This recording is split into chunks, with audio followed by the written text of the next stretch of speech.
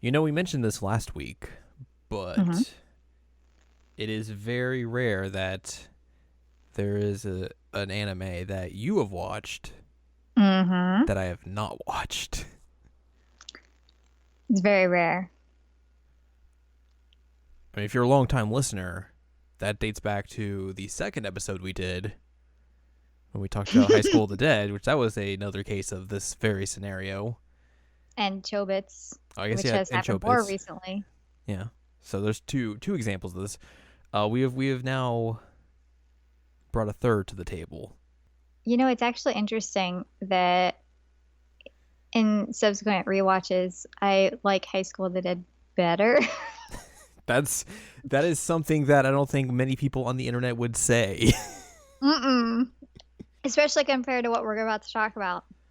Yes, indeedy. Hello, welcome. This is episode number 70. The big 7-0. We're old people now. We're like in retirement. Well, probably not. No, we're gonna work till we're dead. Yep. Of the season, let me check up OVA. Well, that got depressing. This is a podcast where we have conversations about anime, manga, video games, those sorts of things. Hello, I'm Jared. Joined as always by Anne Ladyem. Hi. And we're going to talk to you about the turn of the century hit, Fooly Cooley. Mm-hmm.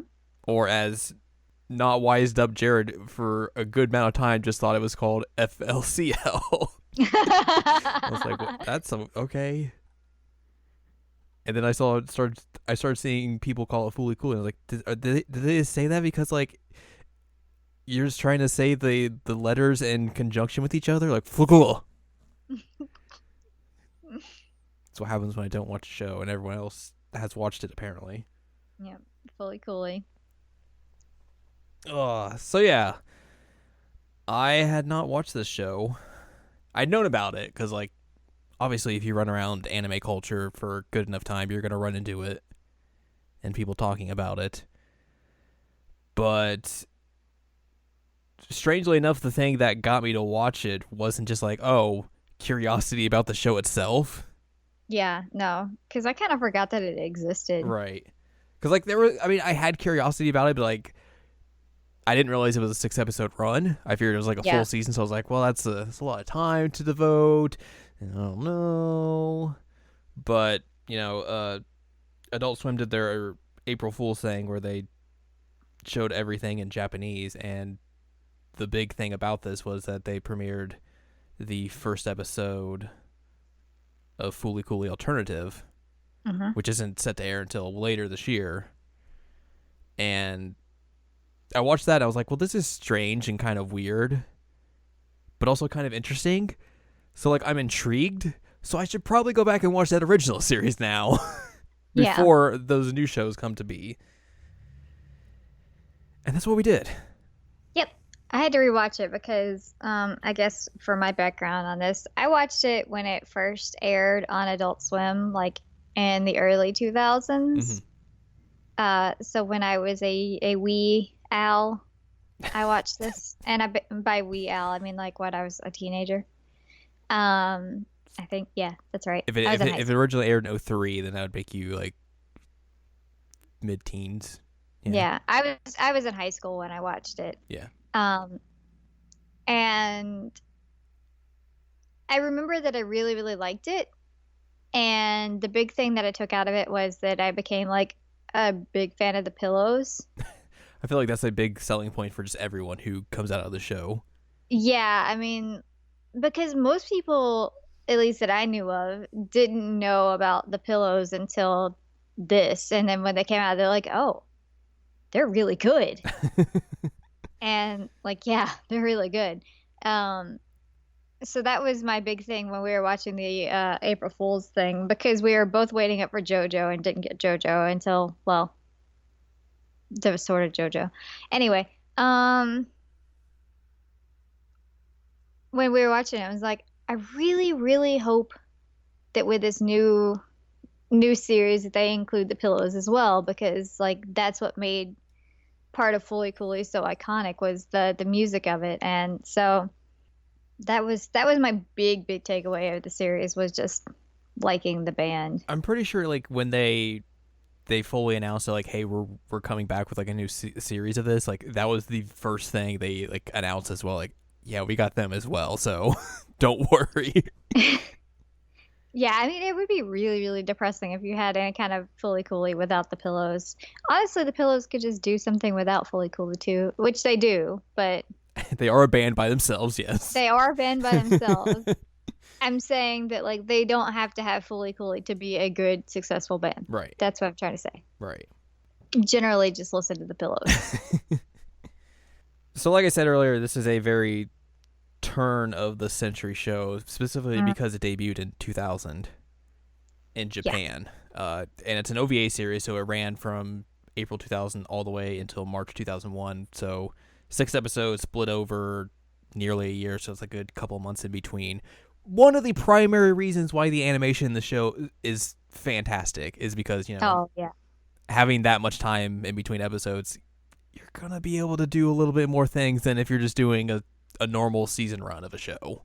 Yeah, the animation is spot on. Like, it is beautiful. It was, of course, also done by Gainax, who most notably are famous for the Evangelion series. Take that for what you will. And also, Production IG did some work on it as well. And they're the team that's going to be doing the sequel series. Because I don't think Gainax exists anymore. Or maybe they do, but I don't think like they're the same like type of company. I don't know. I could be wrong. This says they still exist, but like they're like, I don't think they're doing much stuff anymore.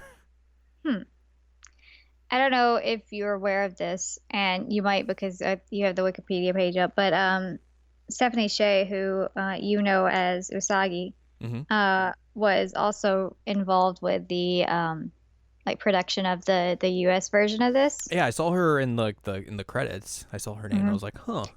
She's in there twice because she uses her like stage name for voicing, but then Stephanie Sheh as herself did like the producing for it. Yeah. Because she was shoot, I have the Wikipedia page up and I'm never gonna remember her name. The 17-year-old girl that's his brother's ex-girlfriend or whatever. Mamimi. That she voices her, but also like she was very, very involved with bringing it over. So I think that's really interesting that like she was so instrumental in the process, because that's not something you usually think of when you think of like voice actors. But I guess it makes a lot of sense for her, because I think she did a lot of like she was the voice director for like A Silent Voice. Yep. So like she's probably done a bunch of stuff like that. So yeah, she's more involved in like production stuff than a lot of voice actors are. But this was probably my first experience with her. Yeah. Like I didn't really know much about her then because it was in 2003. So, but she's become pretty prolific. I would assume this is a pretty early role for her. Yeah, this is like on Wikipedia, it's her third credited role, so at least in voice acting for anime. So yeah, and I mean, like I said, she's become like really prolific in like the anime and video game world. So it's pretty impressive to see like this is one of her first roles, and that she was so involved with it. So I'm assuming she like had some form of attachment to it. Right. It's just funny to think she went from this, and then like a year later, she was doing Shadow Hearts Covenant. She was Anastasia. Yeah. I love Anastasia. So, let's talk about the show. Let's do it. Because I digested all those 6 episodes. That's impressive. Yeah, got them right through the intestines. Don't say that. Don't say that. And it's one of those things where genuinely I don't know what to think about it. And I've been trying to like rack my head about like, okay, is this good? Is it bad? And I'm like, legitimately, I don't know. Yeah. There's parts of it I can appreciate, but there's also parts of it, you know, like we've talked about, where it's really a show that is of its era, if it is of Yeah. its time period. And a lot of shows that are like that, even if they are very influential and just iconic in certain ways, are very hard to go back to because they are of a time and place. Yeah. And rewatching those in different eras or cultures or contexts, like, you're not going to get the same experience that you would if you would have seen it back when it was originally airing. Yeah, and I think with like my version of this viewing experience was, again, I watched it when I was a teenager, and then I went back and watched it. Now I'm 30, Mm-hmm. and 30-year-old me thinks a lot of very, very different things than teenage me who is still living in Tennessee. So, I mean, I can't say that I like love it anymore. I do think that one episode is by far the best. Like, hands down, in my opinion, it is the best episode of the entire six. Which one is that? The fire starter episode. Okay. That one to me was really good because it had like a very defined arc. Yeah. You got a lot of character development, and it was beautiful. But the story itself was actually like easy to follow. It made sense. And it gave a lot of backstory to this character who, like, from the first episode, you kind of get like a creeper vibe off of. Or at least I did, because I'm like 30 years old and thinking that she's going after a 12-year-old, and that's really gross. Yeah. But you start understanding, like, wow, this girl really has problems. But I thought that Firestarter was still, it was still a good episode. Some of the other ones I can't say the same about. Yeah, I think I would mostly agree with that. And I think there's like the issues maybe with like the other episodes is that they start to like, they lose that narrative arc. Yeah. And really tried to just go for like the weird for the sake of being weird style, which granted, like, for that time period, that was the thing. Yeah, I mean, it's kind of like the LOL random culture. You know? Yeah. It's just like, the less they kind of like tried to deviate from a story and then by the end of it try and like course correct and make a story by the finale. Yeah. I don't know. But that's also, you know, as a person, I will privilege good storytelling over just like absurdity. Yeah. So for me, I think like that's going to weigh a little bit heavier than what other people will see it. Because like we were talking about this earlier, we were like, you know, this Wikipedia page has like, oh, here's what people thought at the time when it, you know, originally came out over here in English. And a good majority of those reviews are just like, it was fun to watch, so that means it's good. Which that's A, not good reviewing. No. And B, doesn't really explain why people thought it was good or fun to watch. Right. And it also, like, it really doesn't say much for the series. And okay, it was fun to watch. Okay, why does that matter? Like, is it fun to watch because it's pretty? Because yes, it is pretty. Yeah, like the animation is gorgeous. And is really it fun still to holds watch? up like Oh, 17, yeah, 18 years later.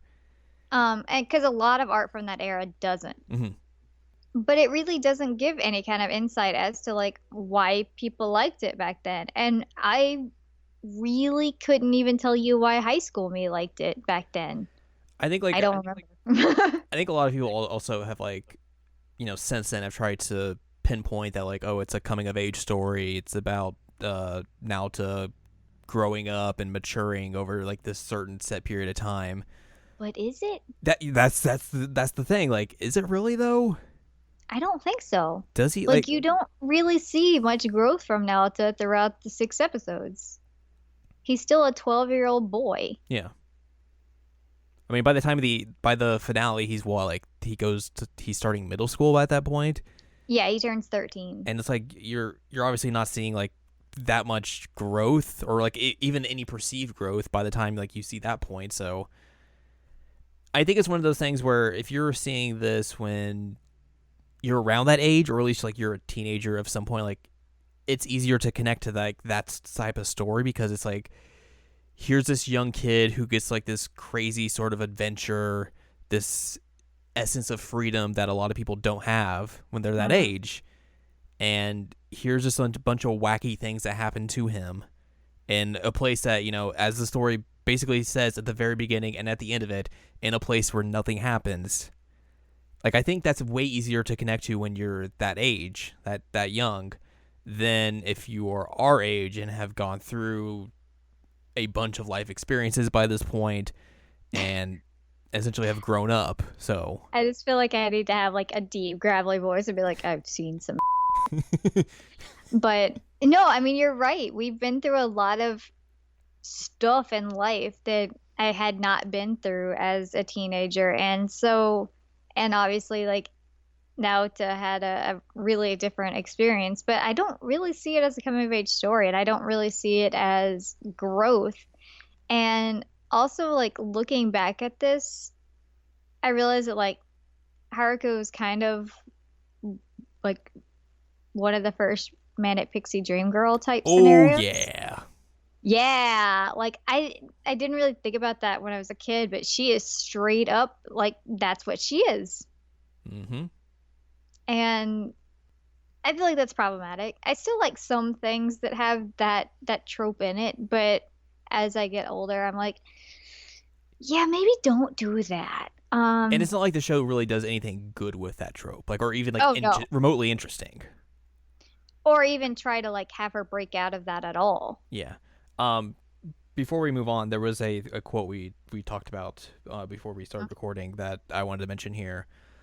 This was from the director Kazuya Tsurumaki, and in response to criticism of the show, he said, "Comprehension should not be comprehension should not be an important factor in Fooly Cooly."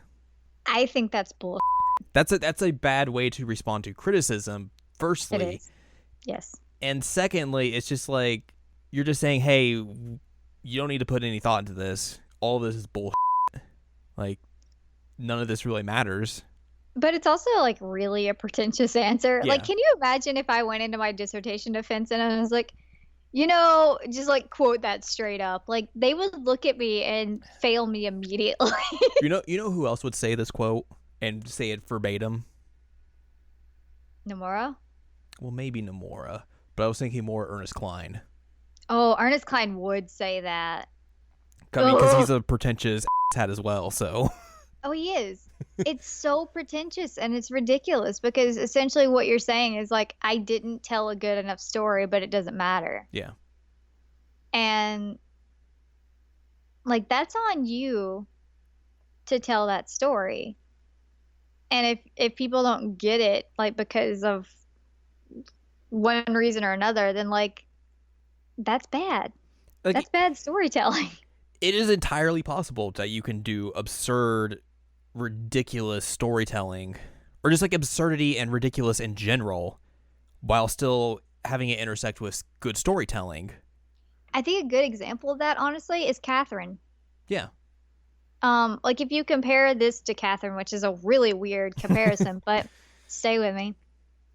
Like Catherine lives off of absurdity, but set in a very realistic setting. And this could kind of be the same kind of scenario where it's like this Japanese town where nothing ever happens, and then like hits the fan because wow, things are happening now. But Catherine is still able to tell a fantastic story even through all the absurdity of it. Yeah. And like with this one, I kind of like I cruised through it Sunday and was trying to remember what it was all about, and then by the end of it, I'm like, I don't really know what to think about this. Like, what was the point? I feel like I kind of wasted my time. It's like you get 4 episodes of just absurdity, and then in 5 and 6, they're like, oh, right, we need to add some, like, some type of story here to really, like, because we have 2 episodes left, and we need to conclude this in some sort of way. And even then, like, it's only half of episode 5. Like, you have episode 1 where you get, like, the introduction of the story. And then, like, half of episode 5 is like, oh, right. There's supposed to be some kind of conclusion to this, right? And then 6 happens. You're like,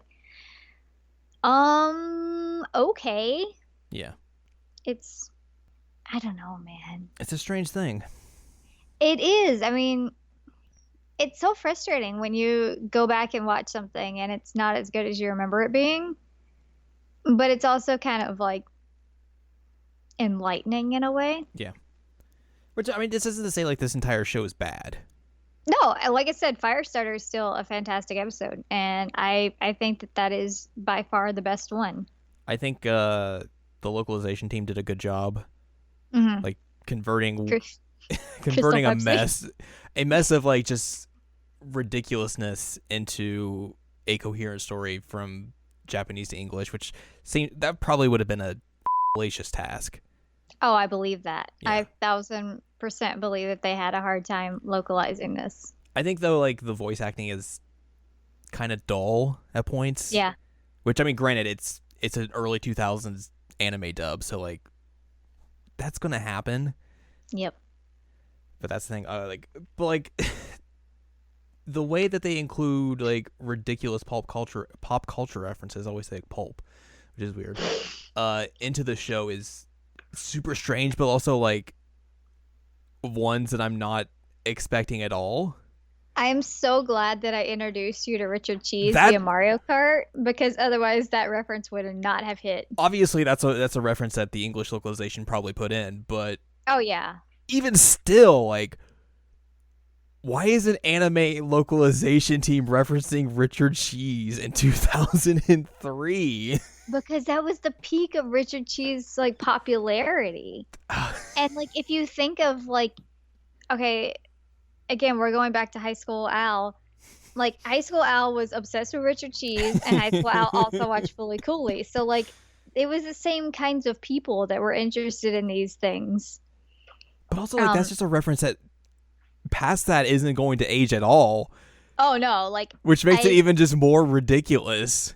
I wonder how many people you go to like in general now and say like, do you know who Richard Cheese is? And like get an affirmative, hey buddy, an affirmative response. I mean, even then, like we talk about how like some of the ridiculousness in the show is not great, but like this kind of ridiculousness is pretty good. Because like I heard it and I was like, I had to do a double take. I was like, did I really just hear that?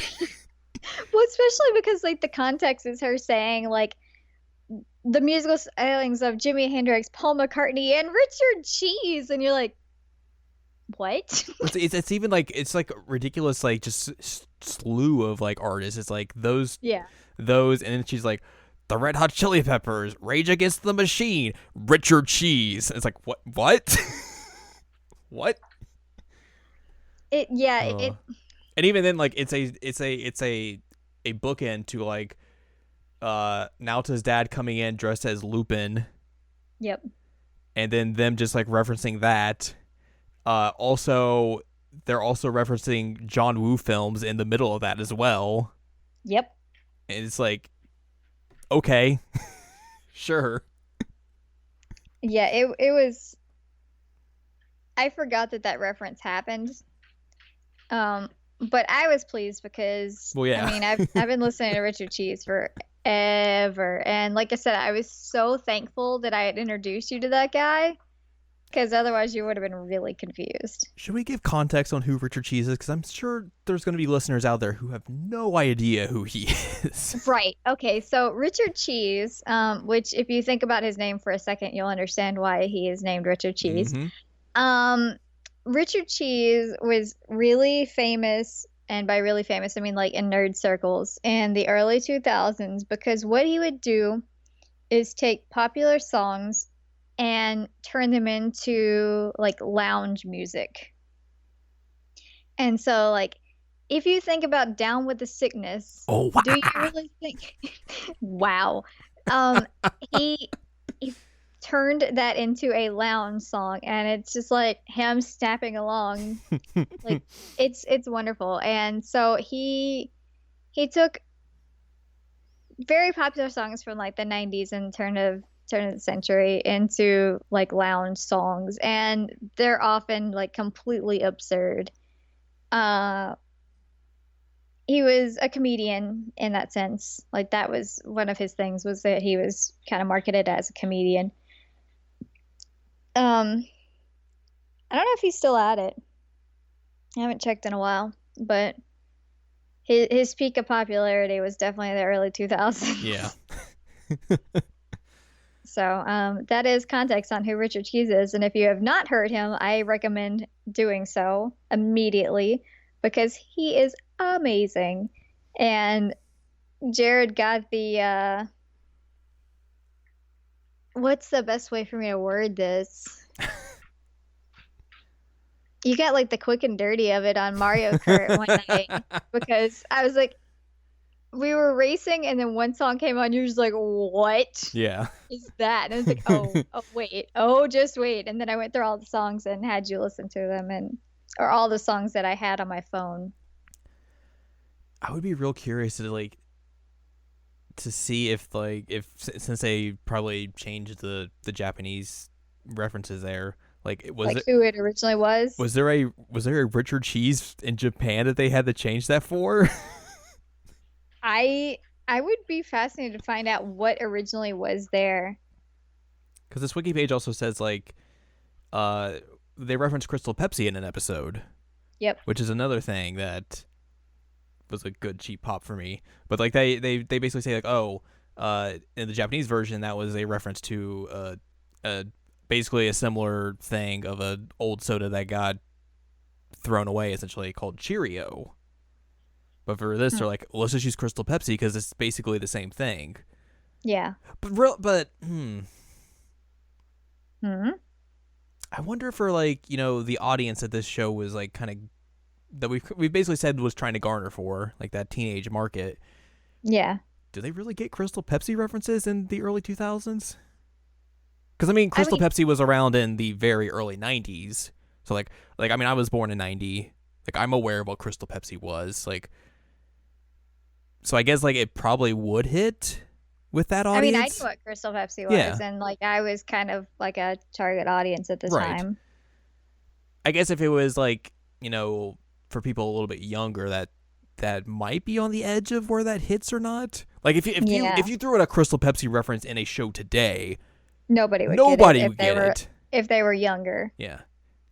Where you really go for that, you go for a Pepsi Blue reference. Oh my God. I still maintain Pepsi Blue was very good, and Pepsi made the mistake of discontinuing it when it was a nice, good beverage that tasted like bubble gum. It's very good. Pepsi Blue, bring it back. I'll drink pop again if they bring Pepsi Blue back. I forgot that you call it pop. As an update, I just checked the Wikipedia for Richard Cheese, and apparently Down with the Sickness was in Dawn of the Dead. There was also the 2004 one, yeah. Wow. There was Richard Cheese songs in Batman versus Superman: Dawn of Justice, which was 2016. What? Yep. And there was also a Richard Cheese song in Lego Batman Movie where he sings Man in the Mirror, performing an elevator music version of Everything is Awesome as well. Wow. How did people say Batman versus Superman was bad when it has Richard Cheese in it? Yeah, clearly they're wrong. Clearly. Oh. Richard Cheese is real, real good. So yeah, he's still at it. Yep. I don't actually remember what Crystal Pepsi tasted like. I don't think I wish I did. I never had it, so but they brought it back recently. Yeah, I'm sure they did. I want to say. I don't know. Yeah. So, welcome to Soda Pop Facts here with Jared and Al. So, Crystal Pepsi was originally introduced in 1992 to 1993, and then they brought it back in 2015 via giveaway. Oh my God! And then brought it back in 2016 and 2017, but has just recently been discontinued as of November 20th of 2017. Okay. So, I probably did have some at some point because, 92, I was old enough to drink soda. According to the Wikipedia, the product's original market life was sabotaged by a competitor, Coca-Cola, in a quote-unquote suicidal kamikaze plan, which sacrificed its Tab Clear product in order to end them both. Wow. Man, the early 90s, like, soda Savage. rivalries was something else. That's what we need a movie about that. Or an anime. Can you imagine an anime about like Coke and Pepsi rivalry in the 90s? Yeah, I 1000% could. I'd watch that. So yeah, So anyway, that's your Crystal Crystal Pepsi. Pepsi historical update. It's fascinating. I forgot Tab existed. But yeah, there's references in this that are very good. I think that's the moral of the story here. Yeah, and those are points where it hits really, really well. Mm-hmm. The references. Maybe not the South Park reference. Yeah, That not is that one. extremely like of its time. Like, which granted, South Park still airs, even though it's trash. But Oh, it's always been well, yeah, trash. I mean that's also true. But that was very much a thing of like. It's also kind of interesting as well, just because like this is a Japanese show, Yeah. and seeing how big that show got, South Park specifically, that it permeated into an anime and they parodied it, like that shows the far-reaching, effects that show had. But still, like seeing that in 2018, it's just like, yeah, okay, you're definitely Yeah. showing your age when you're putting this in. It's some fascinating crossover though that even Totally, happened. yeah, true. Like I'm not sure that's at the point of like wow Richard Cheese got referenced, but like it's pretty high up there, Mm-hmm. especially because it was original. Right.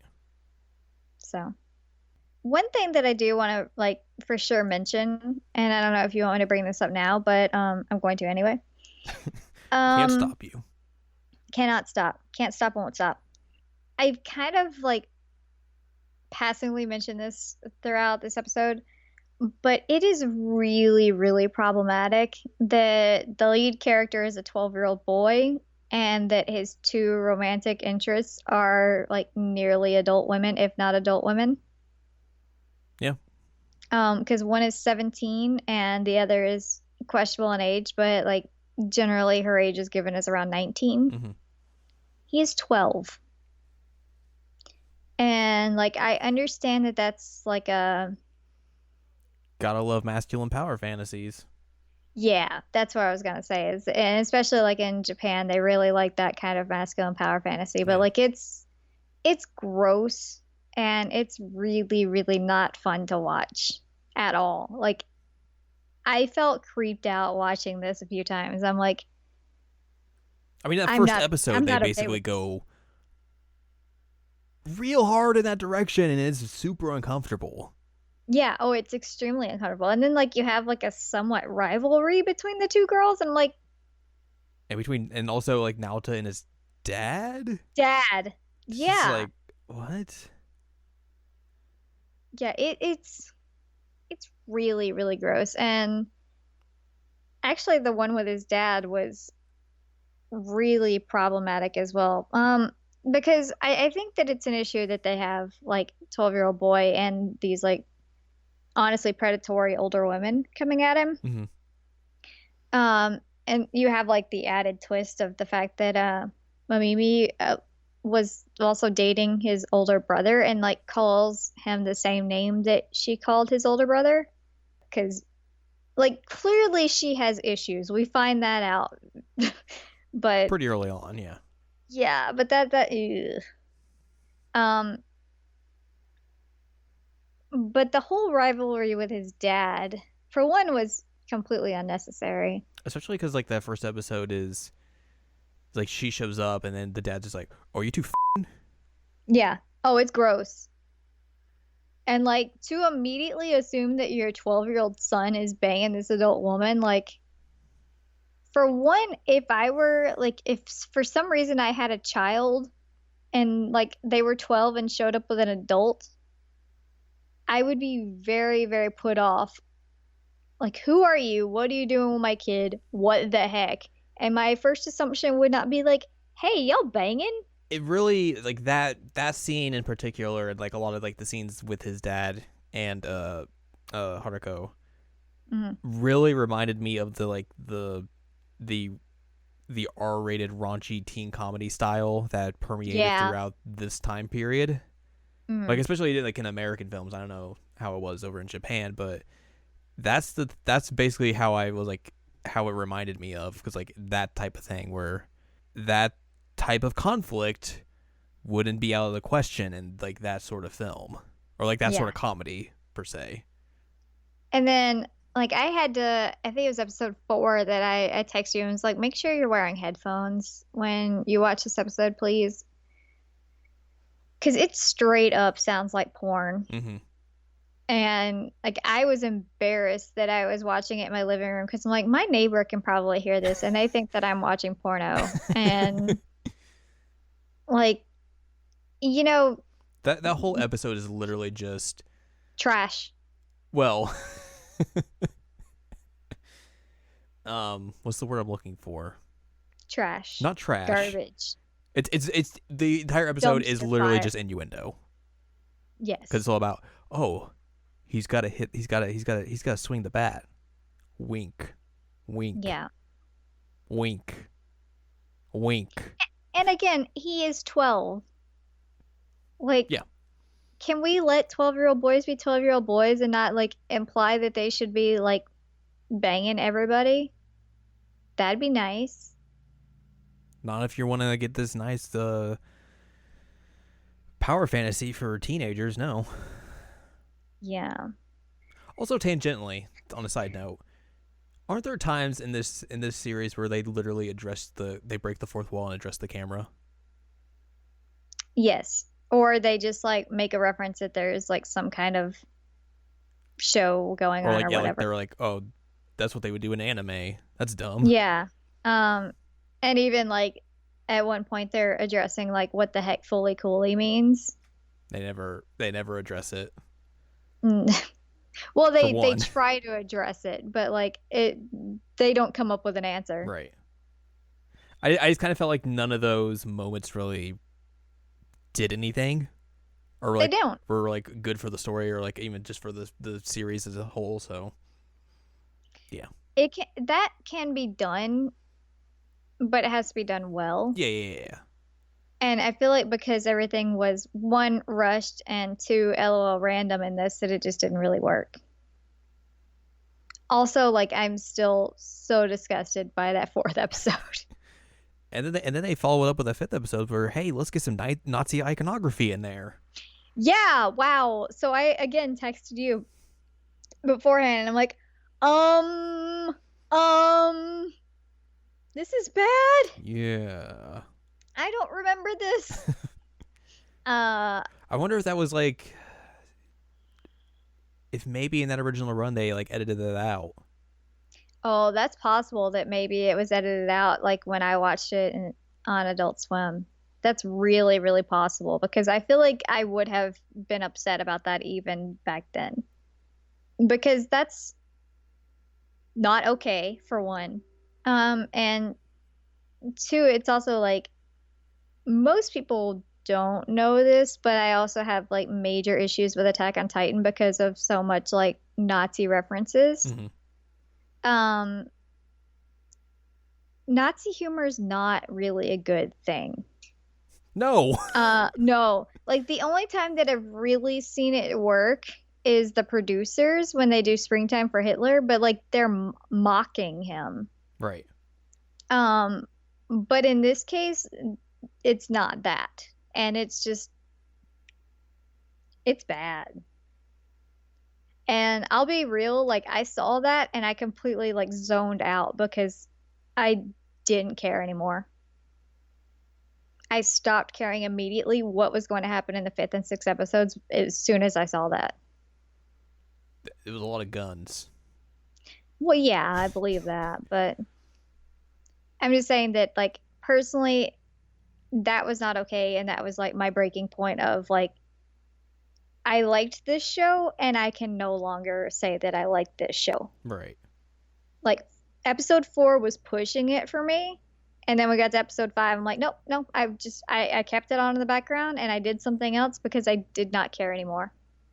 It is one of those things, like we talked about this after I watched it, like Japan has this weird they're okay with it. This weird relationship with Nazi iconography where like they're not as, I guess, pushed back by it like a lot of the rest of the world has become. Yeah. And I mean, I don't know if that's like because they were on the same side of the war or what that was, but like it's an issue, and it's hard to say because Japan historically was not much better than Nazi Germany in terms of like atrocities that they committed. Which is why like in Korea, Persona 5 was edited Right. because of the rising sun. Yeah. And so like in a lot of Asian countries, the rising sun is treated in the same way as like Nazis are. And like the swastika and that kind of thing. I think it's not that hard to do better. Yeah. But again, like Attack on Titan is also just like filled with Nazi, like not actual swastikas, but like if you're watching it, you realize straight up like, oh, okay, wow, that's what they're doing here. No, it's bad. And it's one of the quickest ways to just turn me off of any kind of Japanese media is to start putting that kind of stuff in. Because that's not okay humor. It's one of those things where I would be real curious if like any studio would think that they could pull that off today. Like putting a swastika in? Right. Yeah, that's a good question. I think if they were at all thinking about like localizing or having it localized, that like that's a really great point. Yeah. Because a lot of the business side now has to deal with, okay, well, licensing this out to other countries and all that sort of stuff. Like, I wonder if if they even tried that, like the business side of anime production would be like, no. Nope. Yeah. I mean, personally, I would hope that that would be the case. Right.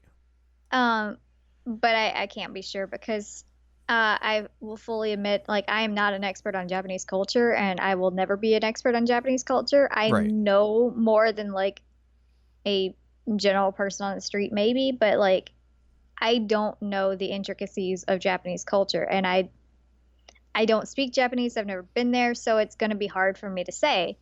But it's still bad. Yeah. And it shouldn't be done. I mean, like, we don't make jokes about like dropping nuclear bombs on Japan. Well, okay. Some people do. Good people don't make those jokes. And you very, very rarely, if at all, see it in any kind of like entertainment media. So there's still a lot of international scars from World War II, and I think that being somewhat sensitive to that is kind of important. Right. And I do know that like there's the whole formula of like tragedy plus time equals comedy, but I don't think that like the mass massacre of humans can ever be that. Yeah. This got real serious. Sorry, y'all. Those sorts of things happen at times. Yeah, I mean, I just feel like it's important to note in this because, especially like I said, I don't actually remember what happens in the rest of episode 5 or 6 because I stopped paying attention when that happened. And that's not good. I really, really do wonder if they had that edited when I watched it, though. Or if maybe I just wasn't really thinking it, like I wasn't as sensitive to like the realities of that when I was in high school, which is also a good possibility because like I don't want to say that I was like sheltered, but I lived in a small town in Tennessee. I kind of feel like it would make sense if they would like censor that in some way, just because it's the early 2000s and like obviously Adult Swim at the time had kind of been established by that point, but even then, like, still, yeah, that's risky. It's pushing it. It's risky, yeah. But none of this that I have in front of me like mentions that at all. So I don't know. Who Shrug knows? Shrug shoulders. shoulders. I guess in general, before we talk about like the sequel series, like it's a strange show. Like I think It it's is. gorgeous to look at times. Like the animation is just superb. Mm-hmm. The music is great. All that stuff. Like there's some good gags here and there. Like the references, some of the references are real goofy and Mm-hmm. fun. But at the same time, for someone like me who favors storytelling for a lot of Yeah. things, like I don't think this just doesn't have enough for me to like really say like, oh, this is a really great story that I would recommend to a lot of people. Like it's just The that's story's not really there. it's there, but it's not really there. Yeah, it's not. They rely more on the randomness and absurdity than they do an actual story. And like we talked about, I think it's certainly one of the things where when you come to it and at what time period you come to it is really going to affect like how you view the show. Yeah. I will say though, I still think the closing of this is fantastic. Like Yeah, with the live yeah, action, like Vespa, I think it's it's awesome. really good. Well, let's talk about briefly the sequel series that are coming up later Okay. this later this year. Uh, so we're getting them before Japan, Wow. if I'm correct on that, because I think they're going to air both of them in September in Japan as movies, while we'll get Oh, them as episodes. okay. So, supposedly starting in June on Adult Swim, we will get Fully Cooley Progressive first, and that'll run from June 2nd through 6 episodes. So that would be like what, the end of August, or not the I end of think August, the so. end of July Yeah. Or potentially. the beginning of August. Yeah. And then Fully Cooley Alternative, which was the first episode that they aired on April 1st, Yeah. that will air on in September and be another 6 episodes.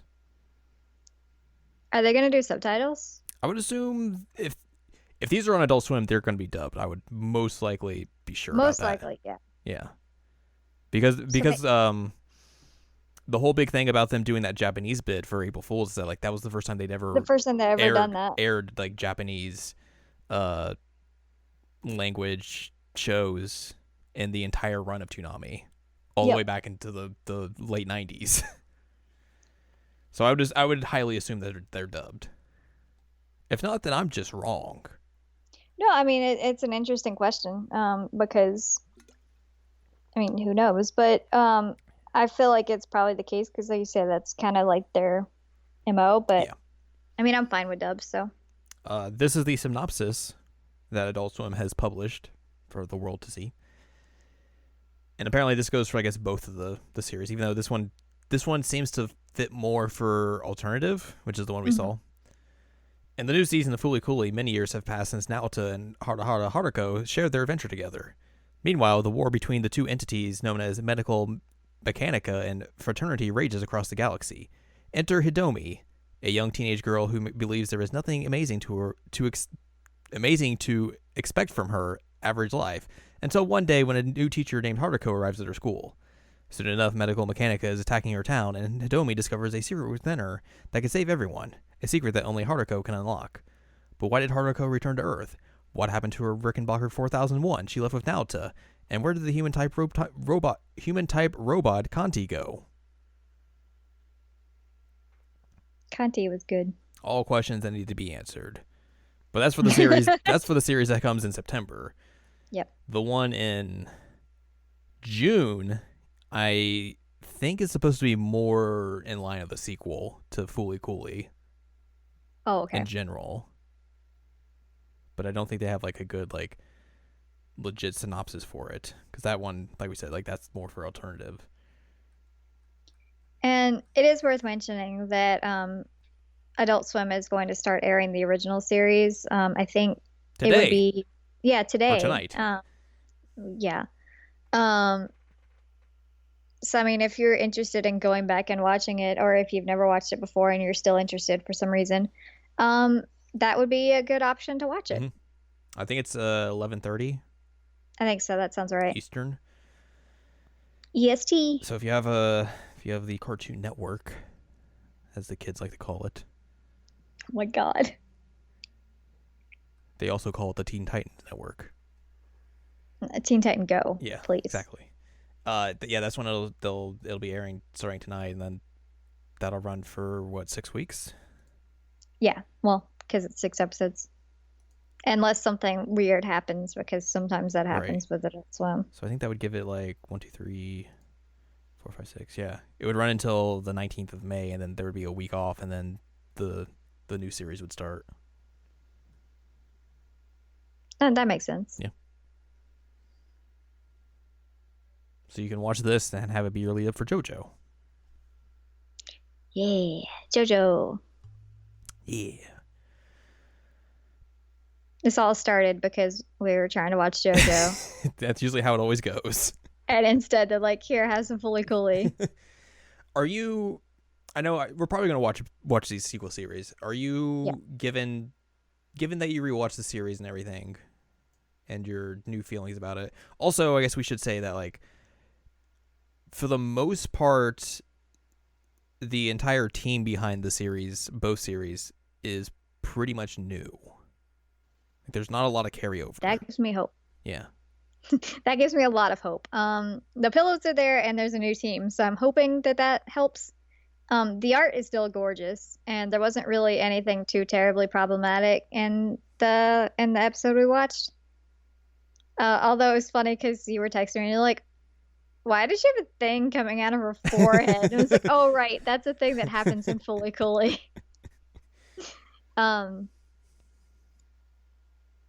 I'm hoping that they do better, and I think that like maybe the fact that there has been time between it can help. But then 18 again, years is a lot of time. It is.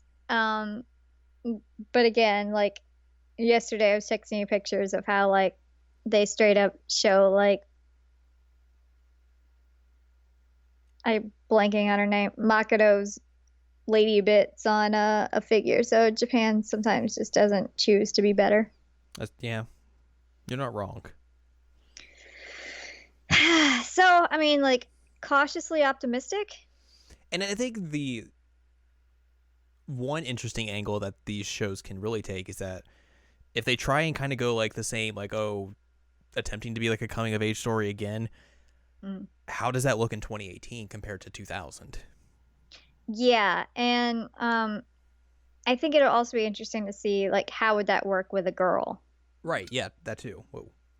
Because I'm wondering if there will be less of like the masculine power fantasy nonsense in it, because the protagonist is not a 12-year-old boy. Mm-hmm. I don't know. I mean, they could do something really, really ridiculous, and it wouldn't be the first time. True. But, like I said, cautiously optimistic. We'll see. But like after watching the original, and like originally having like good feelings about it, and then coming back and I'm like, whoa, no more real good feelings there. Like I'm nervous about it, and I hope that it is better, and I hope that it does well. But I don't know. Like I've had a complete like turnaround on like my feelings on this show. So a 30-year-old Al is just jaded. Doesn't like sexualization of 12-year-old boys. I think I'll say that like I'm glad I finally saw it. Yeah, I mean like it's iconic. Yeah. But I don't think it's the greatest thing ever or anything like that, but like No. I'm very much like understanding like, hey, I'm coming to this at a place where I'm probably not 18 years later. I'm not the designated audience for this show. Yeah. So that's something to understand, but like I can understand that, and I can also understand why people hold this show up so highly. So there you go. I mean, again, like I mentioned it at the very beginning, I would rather watch High School of the Dead again rather than watch this again, and that is crazy. But that's just because like High School of the Dead to me is fantastic satire. Two shows that are full of ridiculousness. Yeah, absolutely full of ridiculousness and also panty shots. Yeah, that's true. Mm-hmm. Well. And relatively short. Yeah. Yeah, you're not wrong. I think for the most This part, happened. that's going to wrap this episode up. We have Foolied, we have Coolied. Whatever that means. Yeah. Hopefully nothing inappropriate. I would assume we will reconvene following the second season. Yeah, I think we'll come back to this once we've seen like the two. I would say we'll come back after the one in June, and then we'll come back after one in September and say like what we think about. Thinking. Mm-hmm. So this is not the end of the Fully Cooley episodes. Someone queue up Roundabout real quick. We'll have that play us out. I mean, we were going in for JoJo. I mean, not the Roundabout parts of JoJo, but still. I miss Roundabout. I mean, yeah. I miss that being a huge meme and just being everywhere and just I miss that meme giggling too. all the time about it. It was a good meme, and I didn't even watch JoJo then. Me either. It's wonderful. Bring back the Roundabout meme, guys. It's true. They should. Well, like I said, that's going to do it for this episode. Mm-hmm. If you would like more from us, go to seasonanimecheckup.com or sac.cool, where you can find past episodes of this podcast. There's a lot of them. It's true. Go back and listen to the High School of the Dead or the Chobits ones that we mentioned earlier. Got to go in the archives for those. Yeah.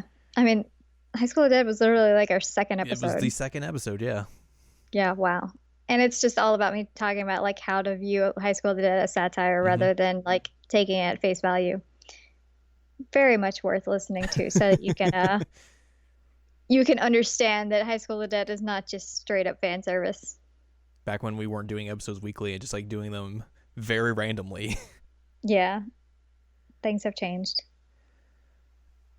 You can also find other podcasts on the site as well, such as Jared and I Watch Sailor Moon Crystal and Seasonal Anime Checkup proper. That's not the name of it, it's just the proper version of it. The original, the OG. OG. You can also find columns and reviews on the site as well. You can follow Anne Ladyem at AnneLadyem.com. She's got columns and reviews as well. Yeah.